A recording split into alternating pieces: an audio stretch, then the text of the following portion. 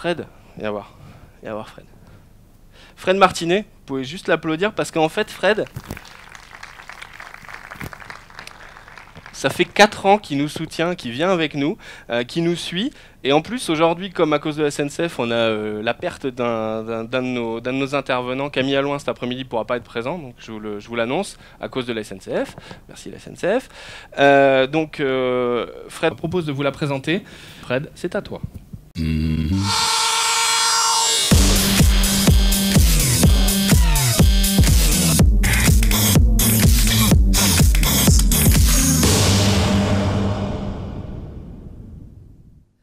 Bonjour à tous.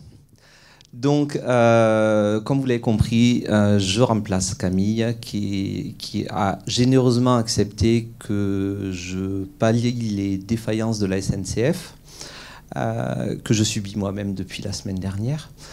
Et je suis donc venu en voiture en Alsace. Donc Camille devait intervenir sur une présentation qui est nommé e-réputation entre mythe et réalité, et étant donné l'intervenant suivant a préféré la renommer entre fantasme et réalité. Donc, si on peut avoir le support. Merci bien. Donc, je suis Frédéric Martinet, Camille Actuligence. Camille est un ami, c'est aussi pour ça qu'elle a accepté, Christophe aussi. Donc on a fait un point hier, et si je me permets d'intervenir, c'est parce que Camille et moi, depuis des années, si on est amis, c'est qu'on partage beaucoup de visions communes autour de l'e-réputation. Et j'avais eu l'occasion d'intervenir un petit peu sur le même thème et sur les métriques de l'e-réputation. Donc je vais essayer de vous expliquer mon point de vue et le point de vue de Camille autour de l'e-réputation. Donc, on parle d'un calcul à un rêve éveillé. Pourquoi ? D'abord, ce qu'il faut comprendre, c'est que le calcul de l'e-réputation, à la base, c'est un calcul quasiment financier. C'est-à-dire que une des premières fois où c'était évoqué, c'était par des économistes et par des statisticiens, McDonald et Slawson, qui parlaient d'e-réputation dans la modélisation du prix des actions. Et d'ailleurs, ils ont continué leurs travaux où ils expliquaient que finalement, les actions et les enchères autour des actions étaient liées intrinsèquement à la réputation d'une entreprise. Et ce modèle-là, aujourd'hui, c'est quelque chose qui a été étendu dans le calcul financier. D'ailleurs, j'ai eu l'occasion de travailler sur un projet pour l'autorité des marchés financiers, pour d'autres institutions, dans lequel l'objectif était de détecter ce qui se disait sur Twitter et sur d'autres médias comme Boursorama pour essayer de modéliser les variations du cours de bourse en fonction des prises de position et des opinions autour des actions, des cours de bourse. Donc, en 2014, on est un peu loin de cette image et on parle aujourd'hui de l'image que les internautes ont de vous quand on parle d'e-réputation. Mais comme on aura l'occasion d'en débattre, le problème c'est que vous êtes des internautes, mais vous n'êtes pas que des internautes, vous êtes des gens qui sont ici, même si beaucoup d'entre vous sont sur Twitter en même temps qu'ils m'écoutent. On a aujourd'hui cette acceptation de l'e-réputation qui est que les internautes ont une image de vous qui serait forgée uniquement à travers votre identité numérique et l'identité numérique de la société. Et on a aussi cette illusion que l'e-réputation, ça va vous permettre de devenir la nouvelle start-up qui va exploser. Bon, un des secrets quand même, avant d'avoir une super e-réputation, c'est d'avoir des super produits. Accessoirement, ça aide à avoir un super chiffre d'affaires. Donc beaucoup de fantasmes autour de l'e-réputation, beaucoup de mots qu'on entend sur les conférences, sur le nettoyage du web, les techniques de noyade en termes de référencement, pour essayer d'effacer les contenus de la première page, le bad buzz, l'analyse des sentiments, tout ça c'est des termes qu'on va essayer d'aborder. Je vais vous expliquer pourquoi certains atteignent leurs limites. Donc, est-ce qu'on peut dire que l'e-réputation n'existe pas? C'est un peu dangereux sur une conférence où justement on est là pour parler d'e-réputation. C'est pas grave, j'ai l'habitude. L'année dernière ou l'année d'avant, c'était sur la curation. Donc l'opinion, d'abord ce qu'il faut comprendre, c'est qu'elle est propre à un individu, voire à un groupe d'individus. Et c'est aussi pour ça que quand on parle d'e-réputation aujourd'hui, ce que vous entendez dans toutes les agences de communication et même chez l'annonceur, c'est on veut détecter les communautés. La magie de la communauté qu'on va calculer sur Internet. Le problème, c'est qu'une communauté, c'est pas simple. Je vais parler de mon cas. Vous avez vu, j'ai une t-shirt avec des manches longues.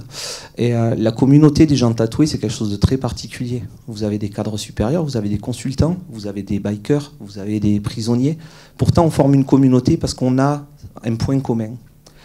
Et pourtant, quand vous parlez d'e-réputation, et là je pense à la publicité de Carlsberg, qui était absolument fabuleuse en termes d'e-réputation autour de l'image des bikers et des gens tatoués, c'est très intéressant de voir que pour une communauté qui existe, vous n'allez pourtant pas les toucher avec les mêmes codes. Pourtant, la communauté est là. Donc calculer des communautés, c'est particulier et le groupe d'individus ne se définit pas que par rapport à des métriques qui sont des métriques de CSP ou des métriques de partager un point commun. Sur certains messages, la communauté va diverger et sur certaines opinions, la communauté va diverger. Donc c'est compliqué de définir une e-réputation unique sur laquelle on pourrait agir globalement, parce que l'e-réputation est liée à la personne et à son identité, à son vécu, à sa catégorie sociale professionnelle, à tout un tas de variables qui constituent sa personnalité. Donc, ce qui est important, c'est de mettre en contexte. Et pour filer le slide d'introduction de McDonald et Slawson, ce qui est très clair, c'est qu'aujourd'hui, sur la modélisation des marchés financiers, on va parler d'e-réputation de l'entreprise, mais on va parler de variables endogènes, donc le cours de bourse, le nombre d'actions, le nombre d'actionnaires, etc. Mais on va parler aussi de variables exogènes. La météo, l'état d'esprit des entreprises, tout un tas de métriques qui sont des métriques et des variables d'environnement qui vont permettre finalement de définir un contexte. Et c'est dans ce contexte-là que l'e-réputation va éventuellement varier. On comprend bien que quand on est dans une époque où on est à deux doigts d'avoir un manque énergétique autour du pétrole, la position vis-à-vis des sociétés qui font du pétrole n'est pas la même que au début des années 1900. Donc, il est important toujours de mettre en contexte finalement les personnes auxquelles on parle et dans quel est leur historique et dans quel milieu, dans quel contexte elles s'inscrivent. Et ce que je vous disais, effectivement, les opinions qui sont exprimées ne sont pas forcément représentatives de variables simples et de variables qui sont aujourd'hui pourtant communément acceptées pour définir des communautés. La ménagère de moins de 50 ans, le cadre plus, etc. On va essayer finalement de simplifier une communauté, un groupe d'individus et d'appliquer un message pour faire varier, pour faire améliorer en général son e-réputation, quoique des fois ça peut être pour impacter l'e-réputation, si on prend le cas d'activistes autour de la téléphonie ou de l'environnement. Et c'est pas aussi simple que ça. Et puis par ailleurs, l'e-réputation, vous êtes internaute, vous êtes un individu, mais vous êtes aussi des individus dans la vraie vie qui vont encore dans les supermarchés, qui prennent encore la voiture et qui des fois sortent de chez eux et ne voient pas le monde et l'univers qu'à travers le web. Donc l'e-réputation, c'est compliqué aujourd'hui de dire on a une réputation. On a une réputation. Par contre, effectivement, on peut avoir une communication numérique et une visibilité numérique. Quand on est une entreprise, on peut décider de communiquer que sur certains supports. Donc il faut assumer les publics imaginés. À un moment donné, il faut se dire que de toute façon, on n'arrivera pas à avoir un message uniforme, un message simple. Et des fois, il faut faire des choix. Il faut se mouiller un petit peu et on n'arrivera pas forcément à modéliser les personnes auprès desquelles on parle. Et des fois, il va falloir tout simplement assumer son identité. Je me souviens l'an dernier, je prenais le cas d'un groupe qui avait fait un album qui invitait à la révolution et qui avait insulté ses fans parce qu'ils avaient annulé un concert. Voilà, c'est un choix. Quand vous appelez les Stones, quand vous appelez Mick Jagger, quand vous appelez... vous n'êtes pas les Beatles, voilà, il y a des différences. Cabrel, c'est pas Mick Jagger. Donc à un moment donné, on a une image et on fait un choix aussi de se positionner et on sait qu'on va choquer certaines personnes et à un moment donné, on choisit de privilégier et de s'adresser à certains individus. S'imaginer qu'on pourrait être bien avec tout le monde, c'est une utopie. Voilà, donc à un moment donné, on ne peut pas plaire à tout le monde et les choix sont engageants et effectivement pour certaines sociétés qui essayent d'avoir finalement une grande part de marché, l'enjeu est de plaire au plus de monde possible, mais il y a des fois où il faut se mouiller. Donc l'e-réputation, est-ce que c'est une image? La réputation, ça se construit à partir d'images mentales. C'est pas quelque chose qui est simple et que l'on comprend en tant qu'individu. Si je vous demandais pourquoi tu as telle image de telle entreprise, vous auriez du mal à m'expliquer pourquoi et comment vous êtes construit cette image. Vous sauriez la résultante, mais vous auriez du mal à vous dire ben, j'aime pas la société Elf parce qu'elle a pollué, j'aime pas parce qu'elle paye pas assez d'impôts, j'aime bien au contraire parce que ben, ma voiture elle roule avec. Voilà, il y a tout un tas de facteurs qui font que vous arrivez à une synthèse qui est, quand on vous pose la question, de dire j'aime telle société ou pas. Si je vous demandais dans la salle qui a un avis positif sur la société Elf, par exemple, qui a un avis positif? Si je vous demandais qui a un avis positif par rapport à la Croix-Rouge. Bon, mais il faut être très clair, quand vous sauvez des gens, c'est plus compliqué que quand vous en tuez ou quand vous polluez la planète. À un moment donné, il y a des activités qui sont plus faciles que d'autres. Pourquoi? Parce qu'à un moment donné, un type d'activité, dans un certain contexte, va véhiculer une certaine image. Et puis j'aimais beaucoup l'image que Michel, qui est une community manager à l'époque, qui travaillait pour Synthesio, avait. Il y a des marques qui sont excitantes, il y a des marques qui font rêver. Puis il y a des marques, quand vous êtes une marque de pompes funèbres, les pompes funèbres générales, les réputations, ça va être un petit peu plus compliqué qu'à un moment donné, quand vous appelez le parc Astérix ou Euro Disney, quoi. Il y a des choses qui véhiculent du rêve et il y a d'autres choses qui vous parlent de mort, qui vous parlent de maladie, qui vous parlent quand vous êtes un assureur, c'est pareil. À un moment donné, c'est compliqué de faire rêver les gens dessus. Donc les réputations ne se réduisent pas non plus à cet aspect uniquement affectif et cognitif. Elle se construit d'autres façons. Et ce que je vous disais, le problème de cette image mentale, c'est que vous savez pas comment elle se construit, vous avez juste la résultante. Ensuite, ce qui est compliqué sur le web, pour faire de l'irréputation, c'est que quand on fait une étude de marché, on va voir les gens dans la vraie vie, on sait quelle est la répartition de la population, on peut construire finalement un échantillon représentatif. Sur le web, c'est plus compliqué, parce que déjà, les internautes ne sont pas une population représentative. Ce matin, on vous a demandé combien de personnes dans la salle avaient des smartphones. Plus de 75% des personnes ont levé la main. On disait que dans la population, c'était 25%. Donc on voit bien qu'il y a les gens connectés ne sont pas monsieur et madame tout le monde. À un moment donné, la population des internautes n'est pas un segment représentatif de la population. Et dans certains pays, il va l'être beaucoup moins que dans d'autres. Aujourd'hui, aux États-Unis, en France, on est sur des échantillons qui sont relativement représentatifs sur un public d'internautes, sachant qu'après un public d'internautes vis-à-vis d'une certaine marque, sur un certain site, il va y avoir des biais qui vont pouvoir être vraiment très prononcés.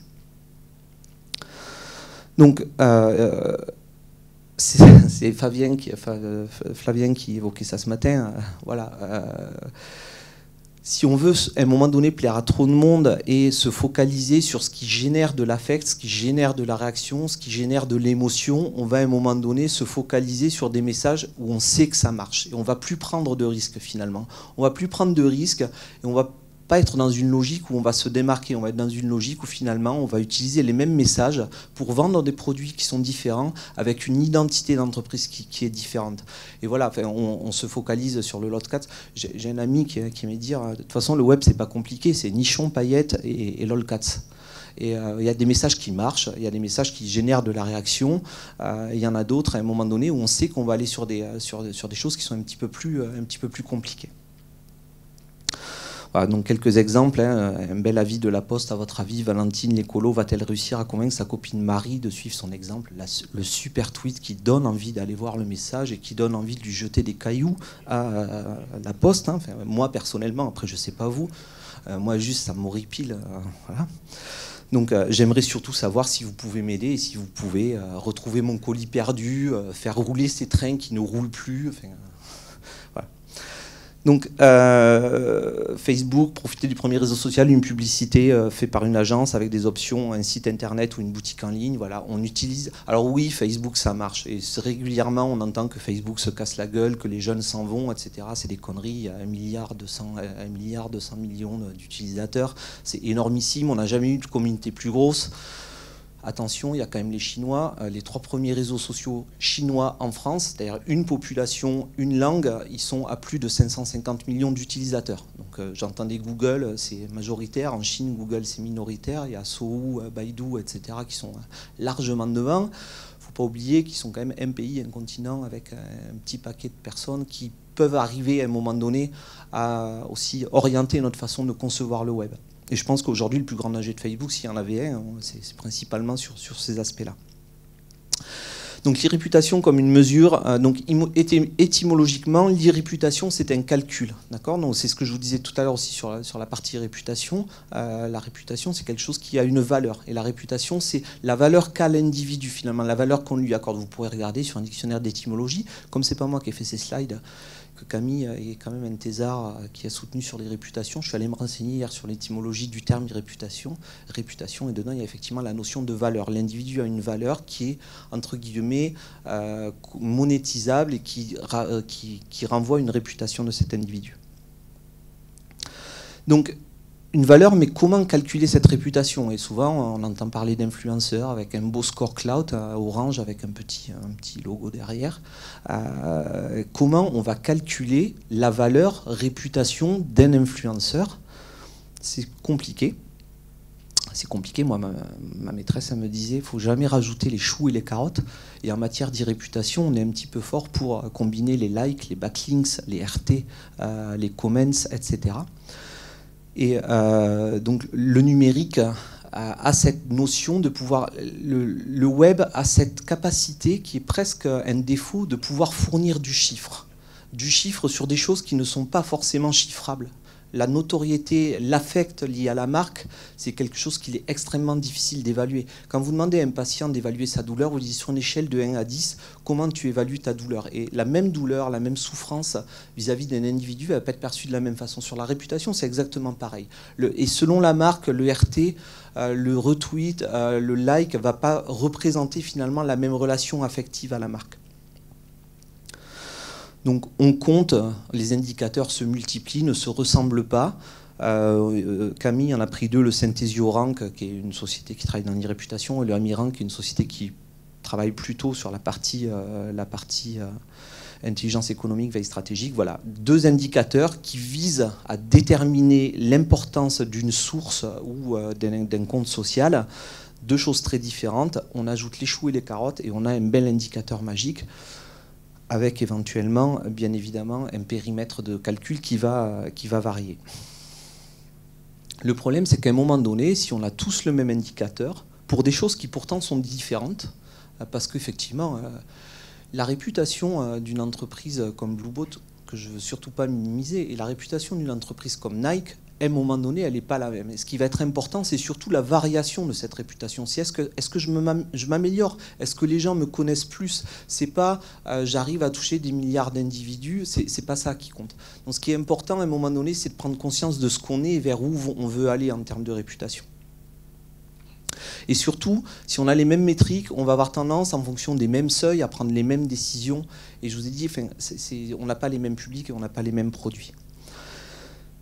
La réputation, on devrait se rendre compte, et je pense que les entreprises ont tout intérêt à se rendre compte de ça avant qu'elles tuent la poule aux œufs d'or, c'est que le web social, c'est social. C'est pas un truc où on fait du business. À la base, certes, à la base, c'est des espaces qui sont construits par les individus pour les individus, dans lesquels on va offrir une place aux entreprises parce qu'à un moment donné, effectivement, il faut monétiser un modèle social, il faut monétiser la donnée, mais il faut savoir aussi personnaliser cette relation à l'individu, au client, et il faut savoir être respectueux de son identité et pas faire des choix qui sont des choix qu'on va dupliquer sur ce qu'on a vu dans des business cases ou dans des conférences, sur c'est comme ça, en cas de buzz qu'il faut réagir. Et à un moment donné, on en parlait ce matin avec Flavien aussi, est-ce qu'il faut répondre de suite? Est-ce qu'il ne faut pas mieux attendre valider ça avec son directeur?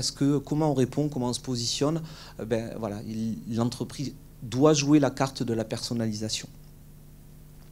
L'irréputation, est-ce que c'est une question de technique? Donc on entend beaucoup la réputation. L'irréputation aujourd'hui, c'est ce que Google dit de vous. Bon, déjà, on l'a vu, le problème, c'est que Google, il ne dit pas forcément la même chose de vous selon que vous êtes sur un mobile, selon que vous êtes en France, selon que vous êtes en Allemagne. Pourquoi? Parce qu'il fait du cloaking, il a tout un tas de règles qui visent justement à personnaliser cette relation.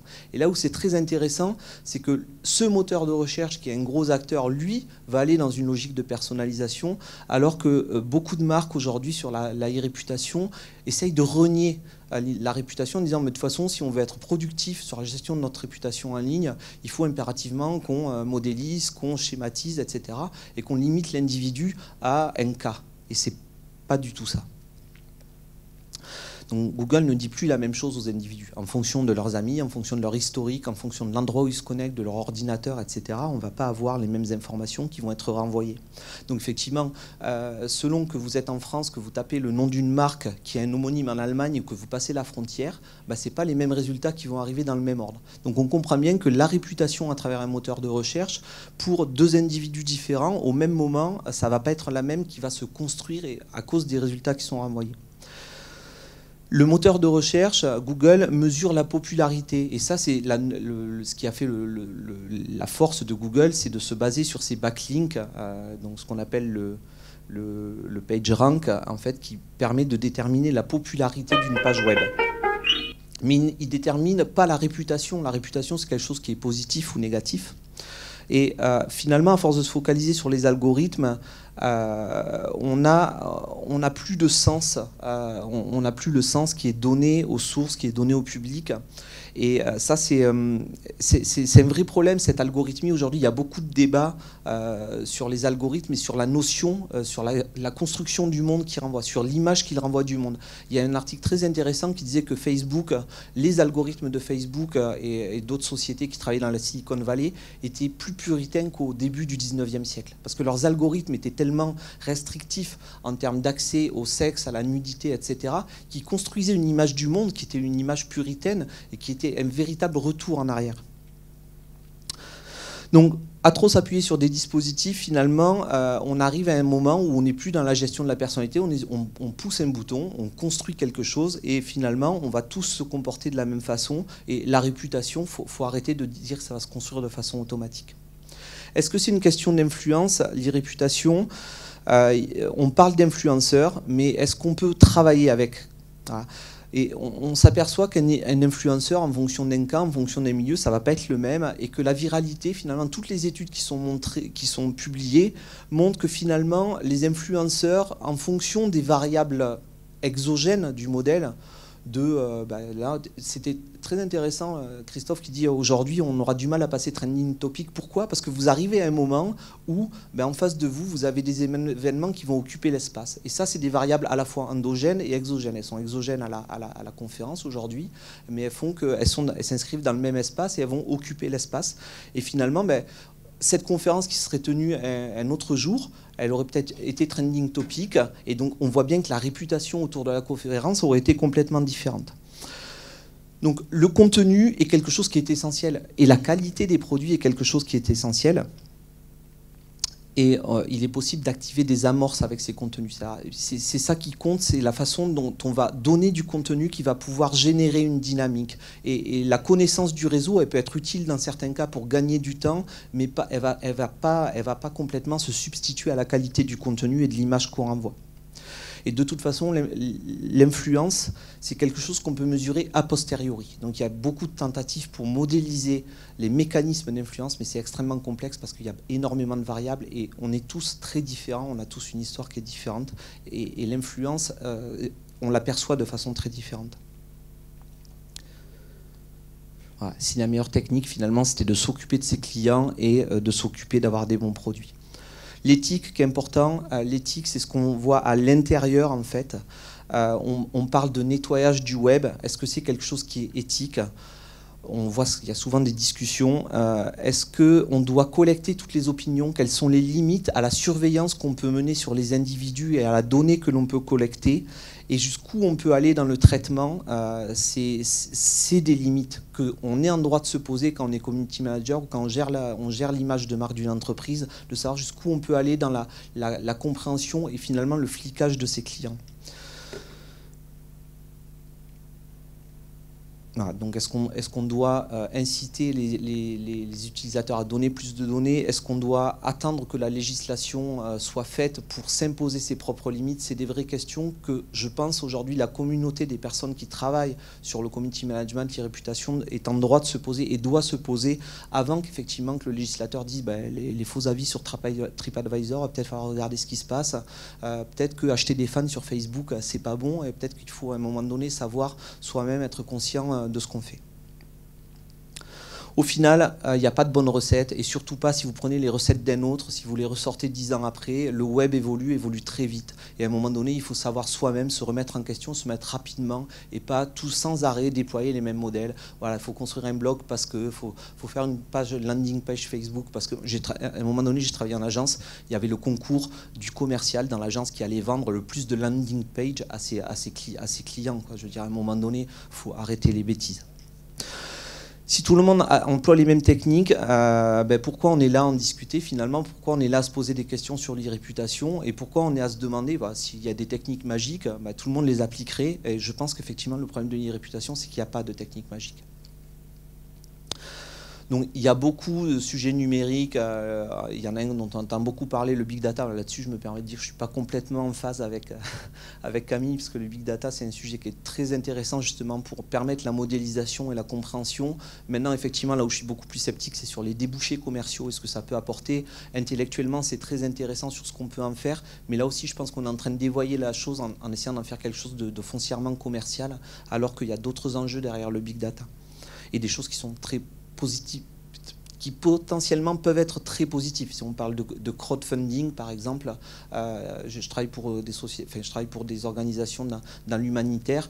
Comment utiliser le big data pour essayer de lever des fonds pour des causes humanitaires? C'est quelque chose qui, à mon avis, est positif et éthiquement très, très agréable. Voilà, je vous remercie de votre attention.